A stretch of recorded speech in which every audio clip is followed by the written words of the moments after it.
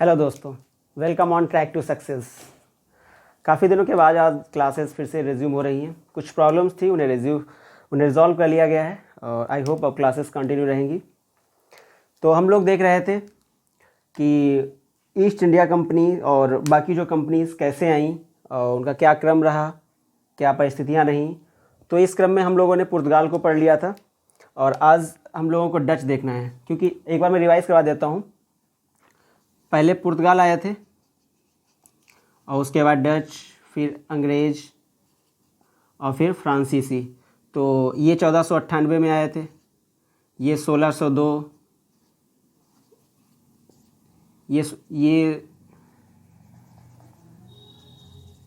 1600 में स्थापना हुई थी, बट आए पहले ये थे। ठीक है, स्थापना इनकी बाद में होती है। और फिर फ्रांसीसी 1664।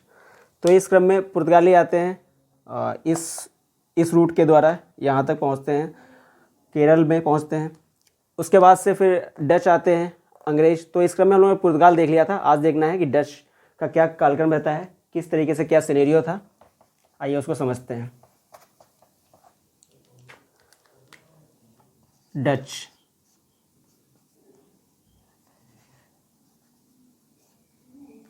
डच 1602 में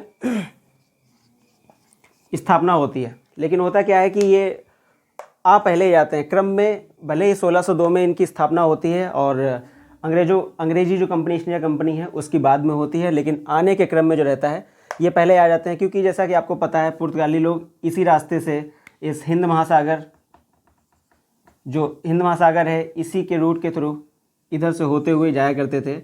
और पुर्तगाल की राजधानी जो लिस्बन है, लिस्बन में सामान पहुंचा देते थे और यहाँ से डच लोग ही जो सामान ले जाया करते थे, इधर यूरोप में डिस्ट्रीब्यूट किया करते थे।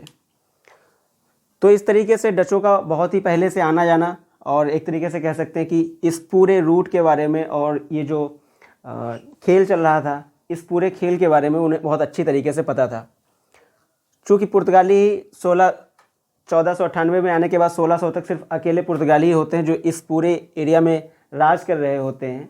तो उनको हराने के लिए डच आते हैं और डच इनसे बहुत क्लोज थे, तो इनकी क्या कमियां हैं, क्या इनकी मजबूतियां हैं, वो सब जानते थे। जैसे इनकी एक सबसे बड़ी जो मजबूती थी वो थी नौसेना शक्ति। और डचों को पता था कि अगर जब तक हमारे पास नौसेना शक्ति मजबूत नहीं होगी तब तक हम पुर्तगाल को इस रीजन से बाहर नहीं निकाल सकते, या उनसे फाइट नहीं कर सकते, या उनसे कंपटीशन नहीं कर सकते ये जो व्यापार चल रहा है उसमें। तो इन लोगों ने क्या किया, अपनी नौसेना शक्ति को बढ़ाया और प्लस जो जहाज हुआ करते थे, जहाज़ों का निर्माण किया। जो पुर्तगाली जहाज हुआ करते थे वो बड़े साइज़ के होते थे, उन्हें खेलने के लिए ज़्यादा लोगों की आवश्यकता चाहिए थी, वो धीमी गति से चलते थे।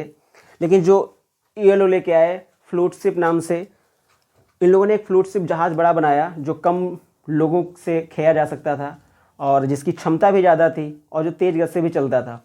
और ये जो इस तरीके से इन लोगों ने एक तरीके से हिंद महासागर में, या जो ये रास्ता है इसमें, इनके जहाज़ों को लूटने का भी काम किया। डचों ने पुर्तगाली जहाज़ों को काफ़ी भारी मात्रा में लूटा भी जब ये यहाँ पे प्रवेश किए।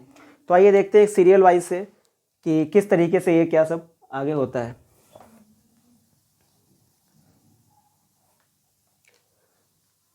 सोलह सौ दो में कंपनी का निर्माण होता है, कंपनी की स्थापना।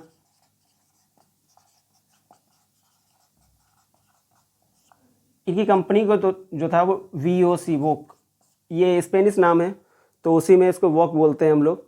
कंपनी की स्थापना होती है 1602 में, लेकिन आना जाना इनका शुरू हो जाता है और पहला 1605 में मछलीपट्टनम में कारखाना स्थापित करते हैं ये लोग। ये इनका फर्स्ट कारखाना होता है। और 1609 में दूसरा कारखाना खोलते हैं लोग। 1609-10 में दूसरा कारखाना खोलते हैं पुलिकल में।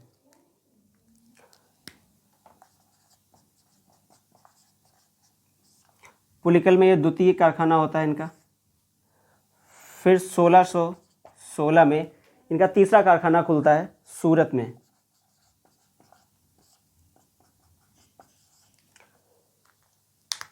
अब ये लोग कारखानों पे बहुत ध्यान दे रहे हैं, लेकिन हो क्या रहा है कि स्टार्टिंग में तो इन लोगों ने इधर इस रीजन पे बहुत ध्यान दिया, लेकिन चूंकि ये लोग जो आए थे इस रीजन में मसालों के व्यापार के लिए ज़्यादा आए थे, तो इनको मसालों में बहुत इंटरेस्ट था और मसाले इस इंडोनेशिया भारत में जो है बहुत ज़्यादा मात्रा में मिला करते थे।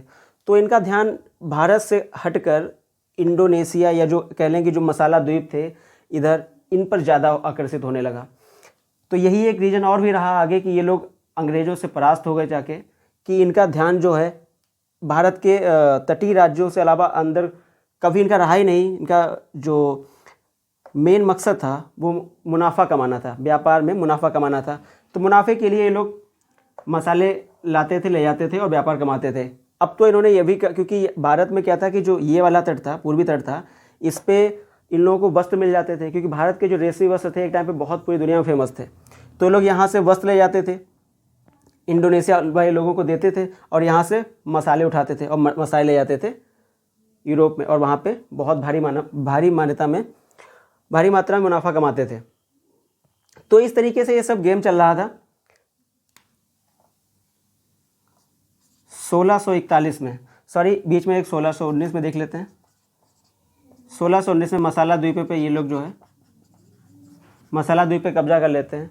और उसके बाद ये जो, चूँकि इस रीजन में अगर आपको व्यापार बढ़ाना है तो ये जो मलक्का स्ट्रेट है यहाँ पे आपको कब्जा करना पड़ेगा। तो 1641 में मलक्का स्ट्रेट या मलक्का जल संधि, इसको ये लोग कब्जे में कर लेते हैं। अब धीरे धीरे पुर्तगालियों का जो राज्य है वो समाप्त हो रहा है, क्योंकि मैंने बताया था ना 1663 में पुर्तगाली बिल्कुल समाप्त हो जाते हैं। एक तरीके से नाम मात्र की शक्ति रह जाती है, अदरवाइज इनकी शक्ति समाप्त हो जाती है। तो जैसे ही डच और अंग्रेज आएंगे इनकी शक्तियाँ बहुत ही क्षीण होने लगेंगी। और आप देख ही रहे हैं किस तरीके से इनकी एक एक करके सारा जो ये सब पहले पुर्तगालियों के पास में था, अब देख रहे हैं कैसे धीरे धीरे सारा जो कुछ है वो डचों के हाथ में जा रहा है। इधर फैक्ट्रियाँ स्थापित की, मसाला द्वीप को जीता और ये 1641 में मलक्का स्ट्रेट भी ले लिया। और इस तरीके से जो है इस जो पूर्वी रीजन था, जो ये एशिया का ईस्ट वाला पार्ट, ये पूरा जो है डचों के हाथ में आ जाता है। ये जो श्रीलंका है, श्रीलंका में यहाँ कोलंबो में भी पुर्तगाली लोग थे और ये रीजन भी इन लोगों के हाथ से चला जाता है। ये 1655-56 में होता है। कोलंबो कह लीजिए, कोलंबो भी जीत लेते हैं ये लोग, कोलंबो भी जीत लिया। तो इस तरीके से अभी अंग्रेज क्या कर रहे हैं, अंग्रेज अभी एक तरीके से डचों का साथ दे रहे थे। साथ इस दे रहे थे क्योंकि पुर्तगाली पहले से यहाँ पे विराजमान थे, तो उनको यहाँ से हटाना था। तो इसलिए डच और अंग्रेज मिलकर कार्य कर रहे थे। लेकिन अब अंग्रेज़ों को लगने लगा था कि डच एक महाशक्ति के रूप में उभरने लगेंगे, ठीक है, इसलिए, और पुर्तगाल तो अब बिल्कुल इनकी शक्ति समाप्त होने वाली है। तो इसलिए अब अंग्रेज़ों ने क्या किया, अंग्रेज़ों ने इनसे दोस्ती करना भी स्टार्ट कर दिया। इनसे दोस्ती करेंगे क्योंकि इनसे जो है व्यवहार बढ़ाएंगे। और 1661 में तो आपको पता ही है, 1661 में अंग्रेज का राजा राजकुमार चार्ल्स द्वितीय और पुर्तगाल की राजकुमारी कैथरीन का विवाह होगा। तो जैसे जैसे इधर डच जीतते जा रहे हैं और पुर्तगाली, और ये जो सब कर रहे थे, ये सब पुर्तगालियों का जो राज था उसी को एक तरीके से लूट रहे थे ये लोग। तो आपने देख रहा कि किस तरीके से पुर्तगालियों को जो है डचों ने ही इस हिंद महासागर और भारत और इधर से जो है व्यापार से बाहर किया है। 1655-56 में कोलंबो जीत लिया। इसके बाद 1663 में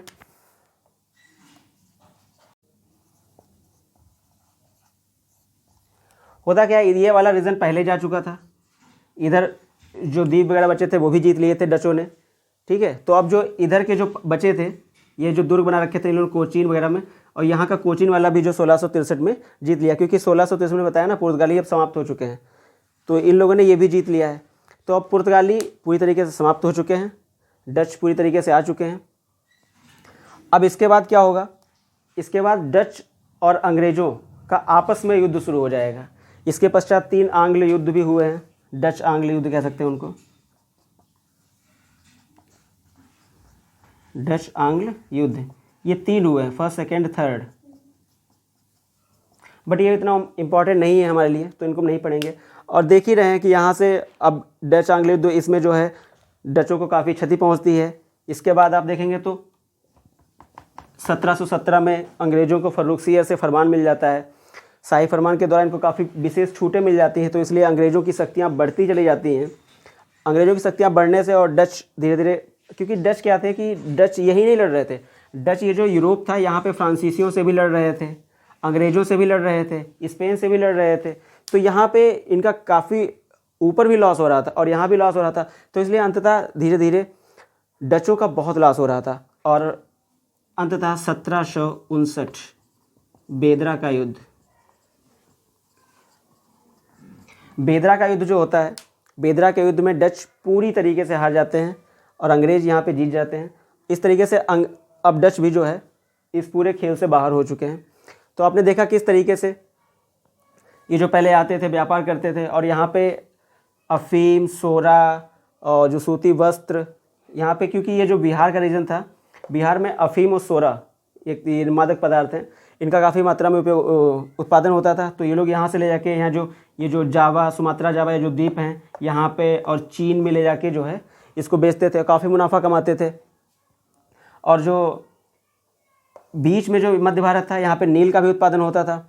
गुजरात और ये जो हुगली का जो रीजन था यहाँ पे चावल वगैरह उगते थे। और जो कोरोमंडल तट था इधर जो इन लोगों को वस्त्र मिलते थे, रेशम वस्त्र वगैरह, बंगाल की ढाका वगैरह में इनको रेशम का वस्त्र मिल जाता था। तो ये लोग इधर काफ़ी जो है व्यापार किया करते थे। तो धीरे धीरे आपने देखा किस तरीके से जो है ये सब इनके हाथ से चला गया और धीरे धीरे हैंडओवर किसके पास हो गया, अंग्रेज़ों के पास से। अभी देखना आप, अब अंग्रेज़, इसके बाद मैं अंग्रेज़ पढ़ाऊँगा, ईस्ट इंडिया कंपनी जो पूरी है उसके बारे में बताऊँगा, फिर फ्रांसीसियों के बारे में बताऊँगा।